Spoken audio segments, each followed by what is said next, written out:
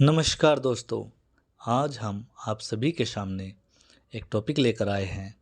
इसका नाम है कि गुरु अपने शिष्य की शक्ति को कैसे बांधते हैं, क्यों बांधते हैं। क्या हमारे पास कोई ऐसा रास्ता है कि हम गुरु द्वारा बांधी गई अपनी शक्तियों को खोल सकते हैं? तो गुरु द्वारा जब हमारी शक्ति बांधी जाती है तो उसके कई कारण हो सकते हैं।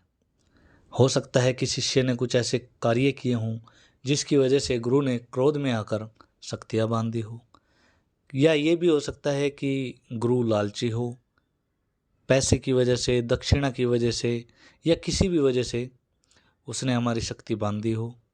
या ऐसा भी हो सकता है कि आपस में मतभेद की वजह से हमारी शक्तियाँ बांध दी हो। इस चीज़ के कई कारण हो सकते हैं। किसी भी कारण की वजह से गुरु अपने शिष्य की शक्ति को बांध सकता है। जैसे ही गुरु किसी शिष्य की शक्ति को बांधता है तो उसके सामने सब कुछ बंद हो जाता है। उसको दिखना, उसको महसूस होना, उसके शरीर पर कोई भी शक्ति जैसे आती है उसका आना रुक जाता है। जैसे वो किसी की अगर जैसे पहले पुच्छा देता था तो अब उसके सामने वो पुच्छा नहीं आती। पहले जैसे किसी को झाड़ता था आराम लग जाता था, अब उसके झाड़ते हुए आराम नहीं लगता। जैसे वो किसी भी शक्ति को देख लेता था, दर्शन कर लेता था, अब उसे ये किसी भी कोई भी ये आभास नहीं होता। तो ये सब शक्ति बंधने के बाद लक्षण होते हैं। इनसे पता लगता है कि अब हमारी शक्ति कहीं हमसे दूर चली गई है। लेकिन सच्चाई ये होती है कि शक्ति इस दुनिया में कोई नहीं बांध सकता। जो गुरु करता है वो आपके शरीर का बंधन करता है। आपके शरीर का बंधन होने से आपके पास शक्तियाँ आपको महसूस नहीं होंगी। अगर वो आपके पास होगी तब भी आपको महसूस नहीं होगी, कोई भी आभास आपको नहीं होगा। गुरु किसी भी यंत्र, मंत्र, तंत्र द्वारा आपका शारीरिक बंधन कर देता है।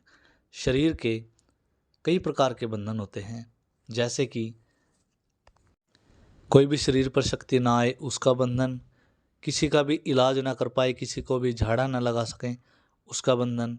ये सब बंधन शरीर में हो जाते हैं जिससे कि हम शक्ति को महसूस नहीं कर पाते। अब गुरु हमारी शक्ति को कैसे बांध सकता है? गुरु को अपने शिष्य के बारे में हर चीज़ की जानकारी होती है। गुरु को ये भी पता होता है कि हमारे शिष्य पर कौन कौन सी शक्ति है। जैसे किसी पर सबल सिंह आता है, किसी पर केशरमल जी आते हैं, किसी पर कोई लोक देवता आते हैं, किसी पर काली आती है, किसी पर माता मदानन की शक्ति आती है। तो गुरु को सब पता होता है। गुरु को ये भी ज्ञान होता है कि इसके घर के पितर कितने हैं, इसके घर के कुल देवता कितने हैं, इसके घर के कुल देवता कौन है, कुल देवी कौन है, कौन इनके घर में पहरा देता है, कौन इनके कार्य करता है, कौन झाड़ा लगाता है। उन्हें हर चीज़ का ज्ञान होता है, किसकी घर में गद्दी चलती है। तो गुरु उन सभी का बंधन कर देते हैं कि वे चाहकर भी आपकी मदद नहीं कर पाते। इससे बचने के लिए बहुत सारे उपाय हैं। अगर इंसान करे तो ऐसा कुछ नहीं है कि उससे नहीं बचा जा सकता। इससे बचने के कई उपाय मैं आपको बता देता हूँ। अगर आपके साथ भी कुछ ऐसा हुआ है तो आप अवश्य ही इससे बाहर निकल सकते हैं। सबसे पहले तो अगर हम किसी को गुरु बनाते हैं तो बहुत ही ध्यान से, सोच समझ कर, अच्छी तरह जान पहचान करके तभी गुरु बनाना चाहिए। उसके व्यवहार को जानना चाहिए, ये देखना चाहिए कि वो लोभी तो नहीं है, लालची तो नहीं है, या उसके मन में कोई छल कपट तो नहीं है। क्योंकि अगर हम गुरु का चयन अच्छा करेंगे तो हमें भविष्य में किसी भी दिक्कत का सामना नहीं करना पड़ेगा।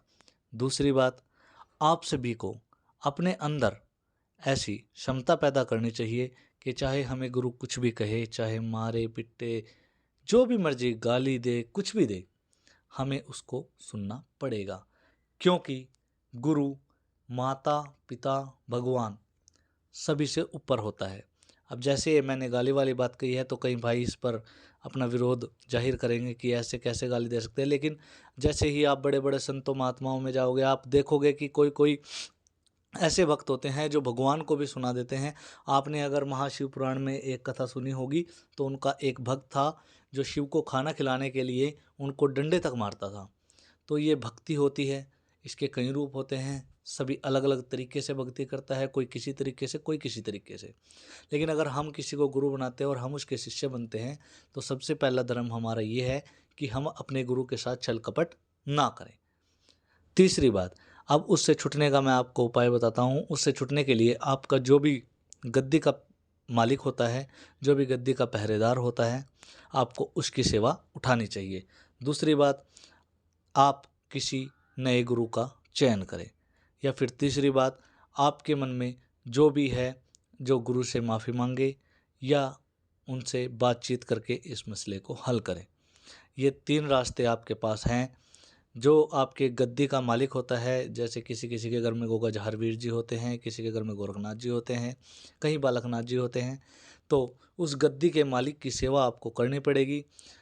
घर के कुलदेवी कुलदेवता को मनाना पड़ेगा। वो इस चीज़ का रास्ता आपको 101% देंगे।